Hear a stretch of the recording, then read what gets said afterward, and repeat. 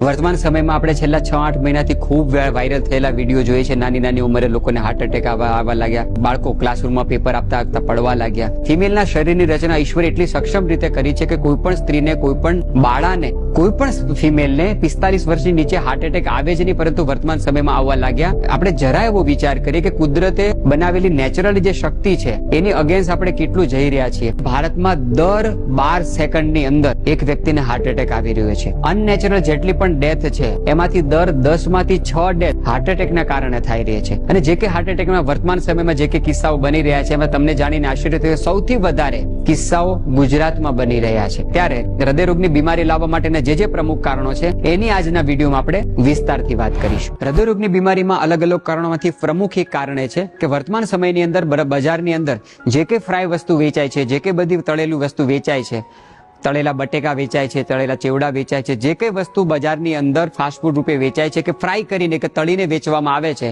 પછી બટેકાની ચિપ્સ હોય, પછી એ ફ્રેન્ચ ફ્રાય હોય, પછી ફરાળી ચેવડા હોય, બજારમાં વેચાતી તમામ એવી વસ્તુ જેને ફ્રાય કરીને વેચવામાં આવે છે, તમામ વસ્તુની અંદર તેલના રૂપે પામ તેલનો ઉપયોગ થાય છે. તમે બ્રાન્ડેડ કંપનીનું ઉદાહરણ તરીકે કોઈ વેફરનું પેકેટ લઈ આવો, એના ઇન્ગ્રીડિયન્ટ વાંચશો તો બટેકાની વેફર હશે તો પહેલું ઇન્ગ્રીડિયન્ટ હશે બટેકા, અને સેકન્ડ નંબર ઉપર એને ફ્રાય કરવા માટે સૌથી વધારે ઉપયોગ થતો હશે તો એ પામ તેલનો હશે. અને પામ તેલ 100% શરીરની અંદર ટ્રાન્સફેટ પેદા કરે છે, હૃદયરોગની બીમારી લાવવા માટેનું પ્રમુખ કારણ બને છે. અને નાની ઉંમરના બાળકોમાં બજારમાં વેચાતી તળેલું વસ્તુનું ઉપયોગ કરવાનું, ઉપભોગ કરવાનું ખૂબ પ્રમાણ વધ્યું છે. એના કારણે હૃદયરોગ જેવી બીમારીનું પણ વર્તમાન સમયમાં ખૂબ વિપુલ પ્રમાણમાં વ્યાપ વધ્યો છે. સેકન્ડ વસ્તુ એનર્જી ડ્રિંક. ગુજરાત રાજ્યની અંદર છેલ્લા 8-10 વર્ષથી સોડા શોપોનું પ્રમાણ ખૂબ ચાલ્યું છે. નાના બાળકો એનર્જી ડ્રિંકના નામે બજારમાં લિક્વિડ ફોર્મમાં વેચાતા અલગ અલગ પ્રકારના એનર્જી ડ્રિંકો, સોડાઓ અને ખૂબ વિપુલ પ્રમાણમાં ઉપયોગ કરવા લાગ્યા છે.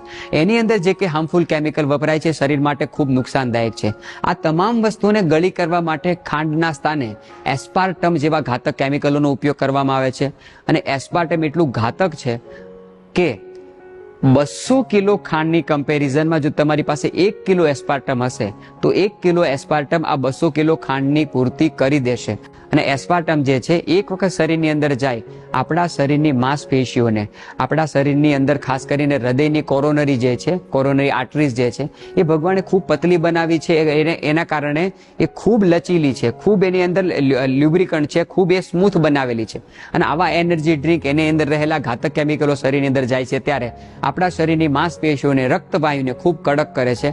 અને એના કારણે નાના બાળકોને પણ હૃદયરોગની બીમારી ખૂબ વિપુલ પ્રમાણમાં વધવા લાગી છે. આઈસ્ક્રીમ સાંભળતા જ આપણને મોઢામાં પાણી આવી જાય. પહેલા સામાન્ય રીતે ઉનાળાના દિવસોની અંદર આપણે ક્યારેક બધા પરિવાર સાથે જતા હતા અને આઈસ્ક્રીમનું સેવન કરતા હતા, પરંતુ હવે એવું નથી રહ્યું. હવે પ્રત્યેક ઘરની અંદર ફ્રીજ આવી ગયા છે અને ફ્રીજની અંદર જ આપણે આઈસ્ક્રીમો ભરીને રાખીએ છીએ. આપણે ક્યારેય વિચાર્યું નથી કે આઈસ્ક્રીમ આટલી મોટી પ્રમાણમાં બને છે ક્યાંથી.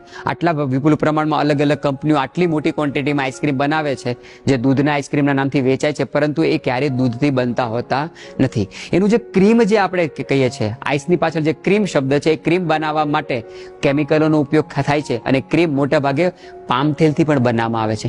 સિન્થેટિક બધી વસ્તુઓનો ઉપયોગ થાય છે.